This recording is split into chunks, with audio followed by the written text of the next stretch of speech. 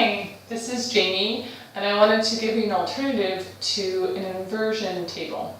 So what you'll need is two straps, a short strap and a longer strap. So I'll be demonstrating this with an 8-foot strap, but if you have a 6-foot strap at home, that would be great. You'll also need a block, and I recommend a block that's heavy, either cork or wood, or maybe a strong recycled block. So not a light block that tends to be a little bit more flimsy. And then you also need a longer belt, either an 8-foot or a 10-foot belt. So you're going to take your short belt and you're going to wrap it around your waist. So the belt I have, like I said, is an 8-foot, so it's a little long. So you'll take the belt and you'll make a loop and you'll tighten it right around the front bones of your pelvis. So the top of your pelvis is here, and right in the front there's two bones that stick out called your AS-IS. So you'll want to take your belt and place it just below those bones and make the belt nice and tight. If you have a long belt like me, you might want to wrap it around just to keep it out of the way. So just kind of tuck it behind the extra tail you got. Then you're going to take your longer belt. This is easier done when you're standing up. But you're going to feed it through the back of the belt so that it loops around the back of the belt. You're going to feed it through so you have a nice long tail.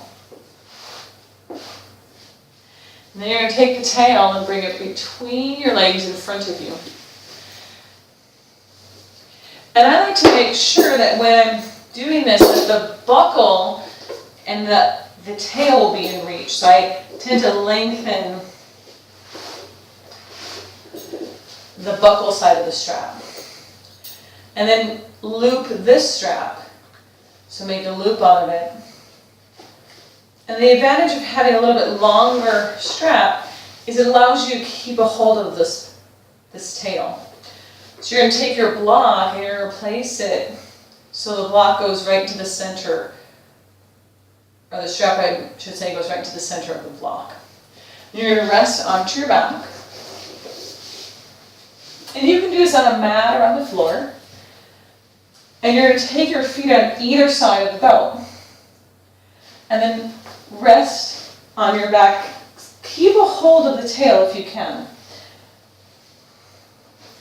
And then just check your waist belt and make sure that it's tight. So for me, when I stood up, it was tight, but now that I laid down, it's not as tight. So I'm going to tighten it up so it's really snug. And then find this tail again. And you're going to press your feet into the block on either side and straighten your legs.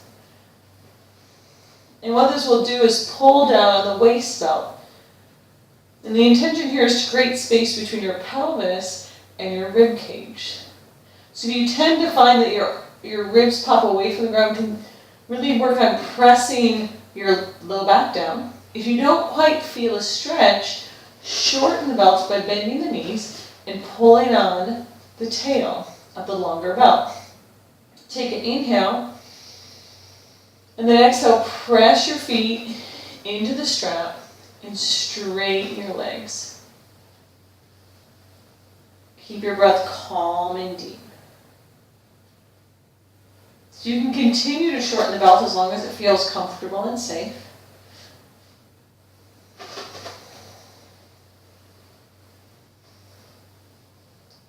Keep breathing calm and deep. Keep your low back pressing down. If you find that your waist belt is sliding, tighten it up even more.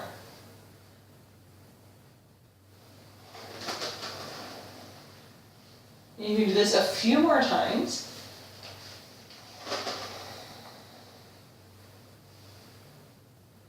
Keep breathing calmly and deeply.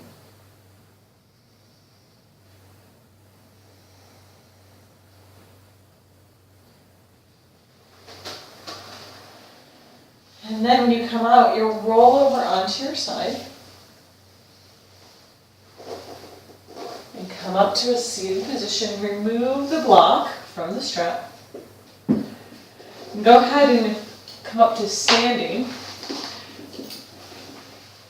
And then you can walk around with keeping the waist belt tight around your pelvis. And so you can walk around either in place or around your room. I'd recommend picking up the belt so there's no tripping hazards. And after you've done walking around for about 2 minutes, you can go ahead and remove the belt around your waist. And then walk around again without the belt for about 2 minutes. You might want to put on a timer. For the sake of time, I'm not going to walk around for 2 minutes, but you can march in place for 2 minutes. And then just start to notice, do you feel more space between your ribs and your pelvis? Does it feel like there's been more space created in your low back? So this is an alternative and an option to getting an inversion table. It allows you to create space in your low back without having to go through the ankles, the knees, and the hips by hanging from your ankles in an inversion table. If you have any additional questions or are in need of longer straps, please let me know and contact me via email or a phone call. Look forward to seeing you soon. Have a great day.